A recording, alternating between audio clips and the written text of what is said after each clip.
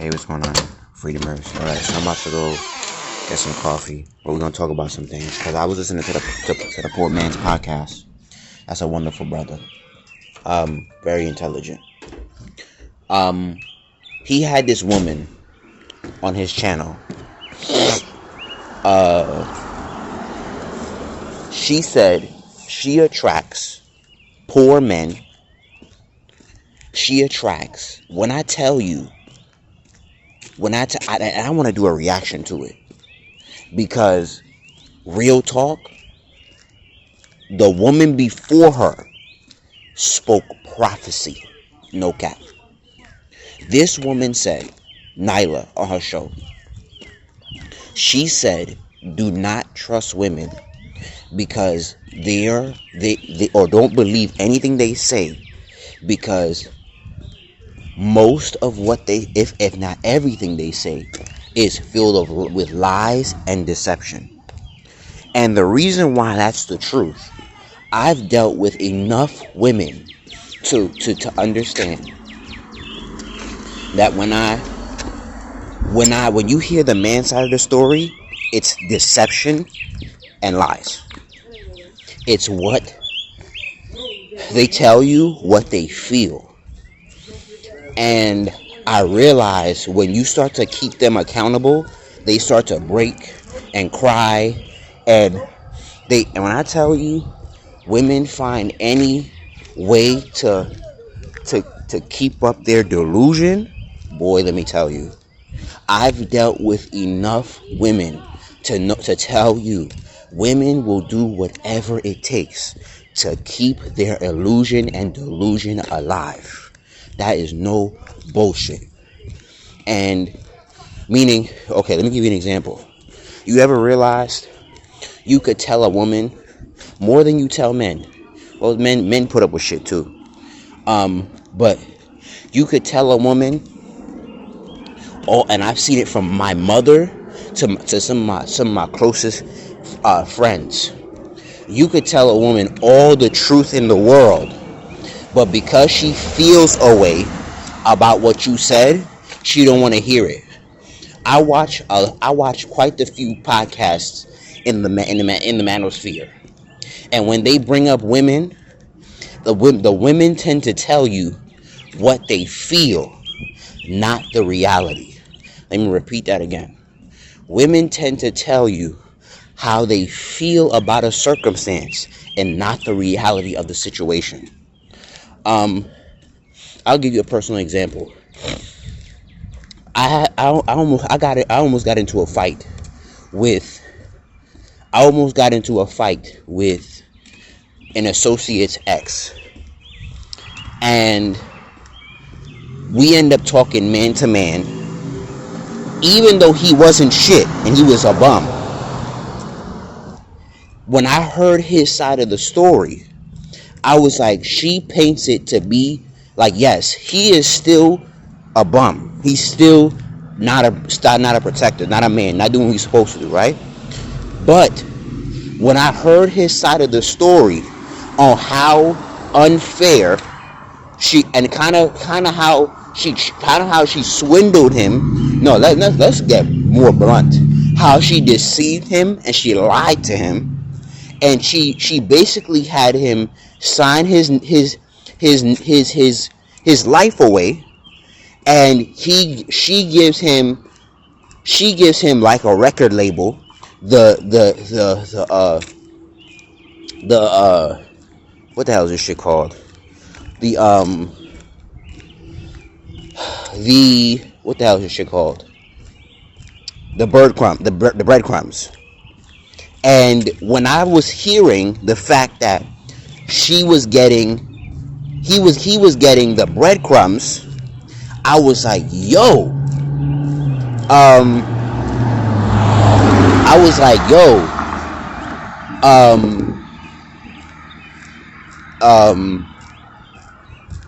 I was like, yo, what the fuck? Because I was experiencing a similar experience with her, where men in her life and her baby father awakened the fact to me, she will breadcrumb you. She will deceive you and lie to you and give you but this woman did change my life in many aspects. Don't get it fucked up. But she will give you breadcrumbs, and if you're not somebody who is well established in at least financially, you won't think much of it. And she I would even say she and her baby father told me she preys on men, or that's harsh, but it's a direct way of saying it. She preys on men who are not stable, so she can be in a position of power. And her Venus was in Scorpio, so that actually makes a lot of sense. Because Scorpios tend to do that. They find somebody who's unknowledgeable, who's naive, who doesn't have the wisdom, who doesn't have the guidance, who doesn't have the money, and they give them an opportunity. But if you don't know the game, by the time you wake up, it's too late. And that's exactly what happened to me. By the time I woke up, I was deep in the hole. So by the time I started to say, wait a minute, this is a trap, she threw me out because she didn't want me to know information. Now, here's the double-sided truth of the situation. When I realized within myself, if you have nothing to hide, if you're really honest, truthful, and in doing it with integrity and genuine wanting to help somebody, what's the problem? And the truth was, like in Sagittarius nature, she doesn't want you to know too much. So women are like this in general, where they don't want you to know too much and they want to benefit. And this naila lady on the Poor Man's podcast, bro, I'm gonna put the link in the bio, bro. When I tell you she was speaking the utmost gospel, bro, when she said don't trust women's nature, stay on your purpose, stay on your goals, and if she is not on helping you with your purpose, give her the fucking boot. That is the God's honest truth. And this woman, who was the antithesis of this, she was the direct fucking opposite, bro. Like, I want to get on that man's podcast so bad now, just to reaffirm him, because the real talk, she was capping with a capital C.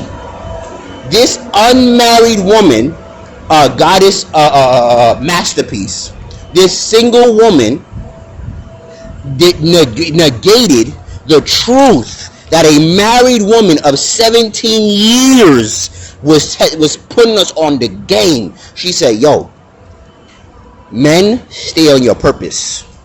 Men don't trust women, because they even the best of the best women are full of lies and deceit. Here's why that's the truth.